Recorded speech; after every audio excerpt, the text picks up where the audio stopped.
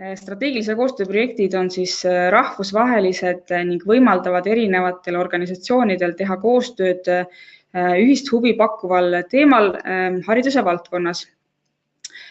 Koostöö väärtus seisneb siis võimaluses jagada kogemusi kolleegidega teistest riikidest, õppida teistest headest praktikatest ja leida ühiselt lahendusi hariduse valdkonna või siis oma asutuses esinevatele kitsaskohtadele.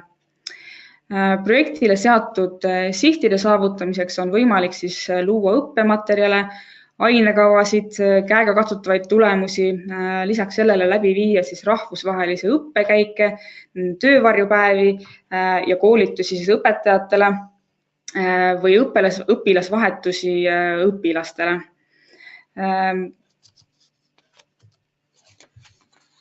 Strateegilisi koostööprojekte on siis 3 tüüpi.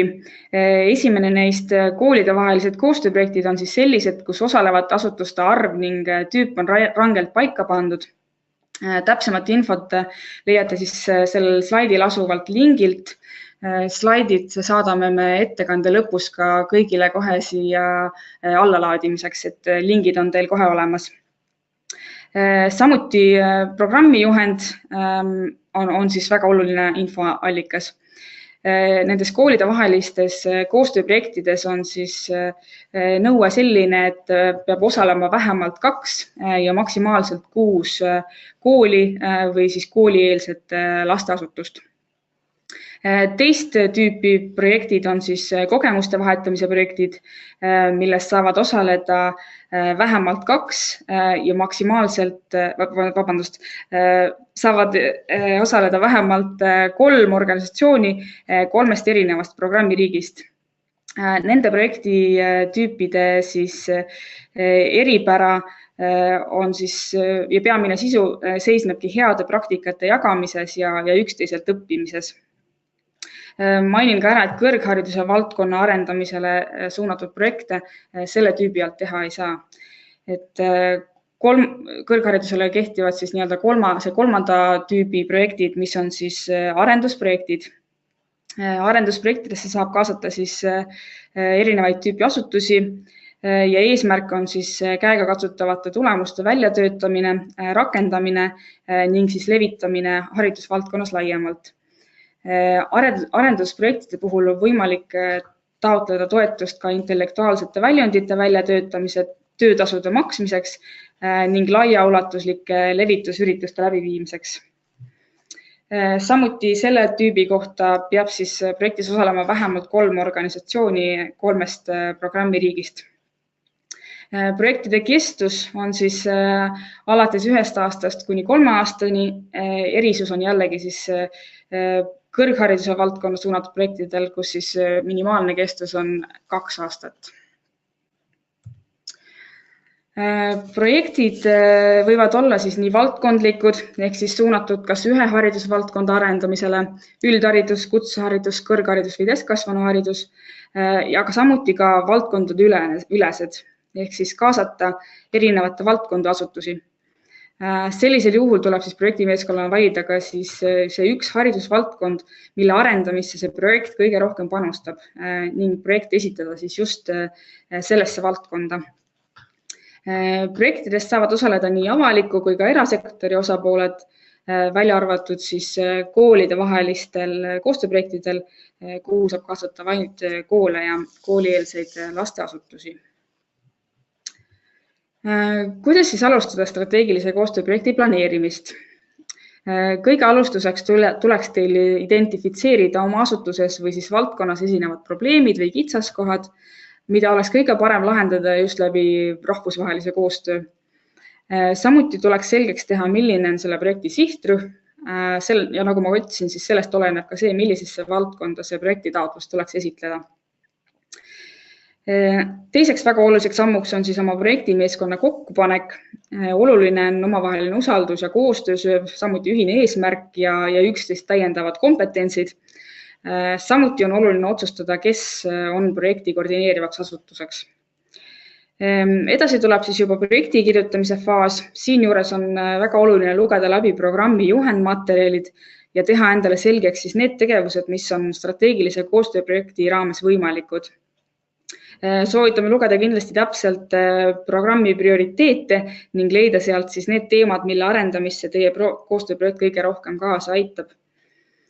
Projekti tuleks siis kirjutada koostöös partneritega, nii et kõik osapooled oleksid teadlikud ja nõus kavandatavate tegevustega ja taotlusvormi täitmiseks varuda kindlasti piisavalt aega.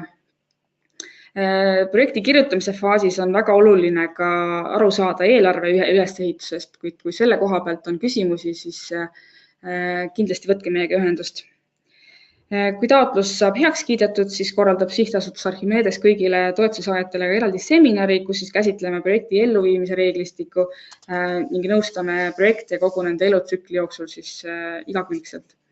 Toetuse saajale jääb siis planeeritud tegevused tulemuslikult ja kvaliteetselt ellu viia ning levitada ja hinnata siis projektiga saavutatud mõju. Nüüd taotlemisest. Taotluse kirjutamisse panustavad siis partnerid kõik ühiselt, aga selle taotluse esitab siis kõikide partnerite nimel üks koordineeriv organisatsioon ehk juhtpartner ja ta esitab selle siis oma koduriigi Erasmus+ agentuurile. Taotlusvormid on siis veebipõhised olenevalt tegevusest, siis kas online-süsteem või PDF taotlusvorm, kuid hetkel need vormid veel komisjoni poolt avaldatud ei ole. Kui need avaldatakse, siis need laetakse üles Archimedese kodulehel, siin on välja toodud ka see link.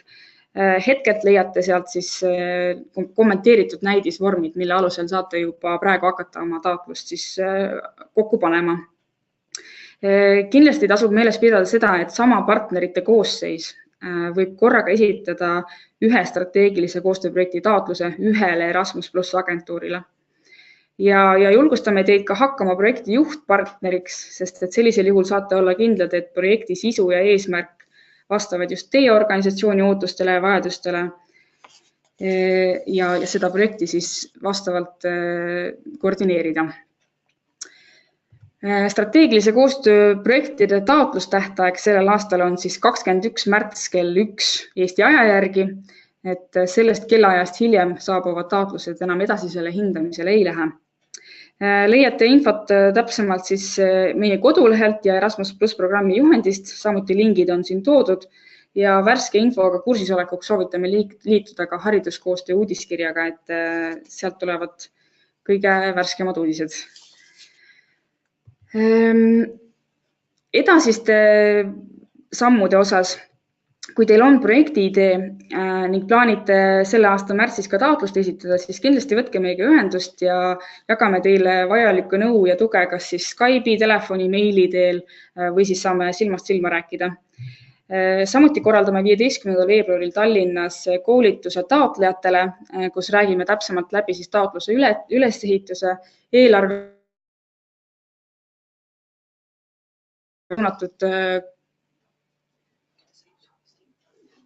Samuti korraldame 15. veebruaril Tallinnas koolituse taotlejatele, kus räägime täpsemalt läbi taotluste ülesehituse, eelarvekategooriad ning hindamisega seotud teemad. Seminar on siis suunatud kogemuste vahetamise projektidele ja arendusprojektidele.